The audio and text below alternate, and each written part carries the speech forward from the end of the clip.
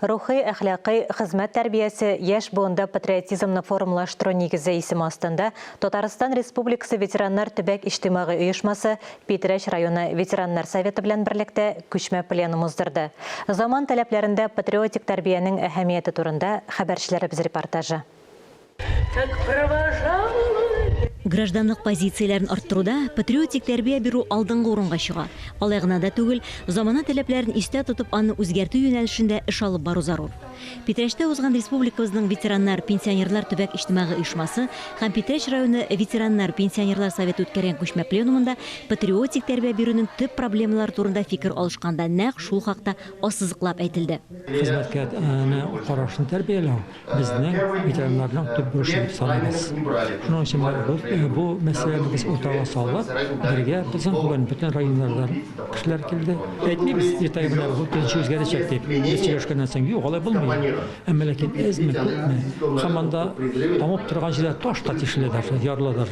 Шуның өчен без бу эшне алып барабыз һәм алып барачакбыз киләчәктә дә. Нәрсә соң патриотик тәрбия дигән сорауга һәрберебез үзенчә җавап бирә.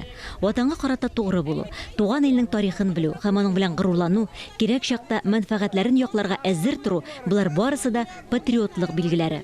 Без күбрәк балаларны тәрбияләгәндә дәрестә һәм башка ниндидер чараларда каядыр булган геройлар турында, батырлар турында сөйлибез. Әмма балалар үзләренең девәтиләре, бабайлары, әбиләре дә шулай ук бик күп эш калдырган, бик күп эшләгән дәүләт өчен, апас өчен икәнен белеп тә бетермиләр.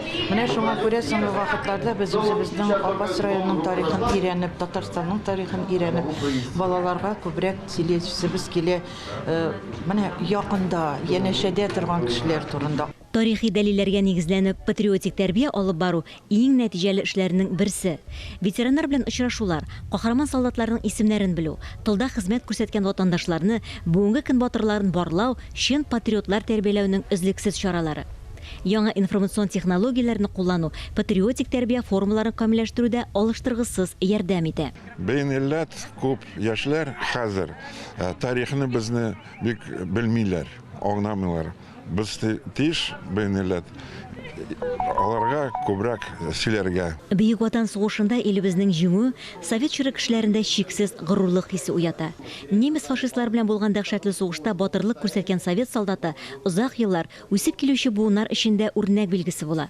Советлар Союзы герое Брест крепости өчен көрәшкән майор Петр Михайлович Гавриловның нәсел җипләре Питрәч районының Әлбәдән авылына килеп тоташа.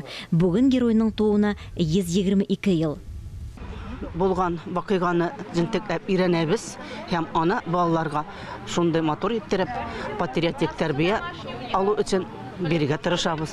Бу эштә без ветераннар гына түгел, үзебез белән бик күп яшьләрне дә, өлкәннәрне дә, сугыш ветераннарының хатыннарын да җәлеп итәбез. Чөнки инде бу эш бары тик безнең ветераннар гына, безнең укучылар белән диепгә ярамый. Бу бары тик бердәм эш иткәндә генә килеп чыгар дип уйлыйбыз.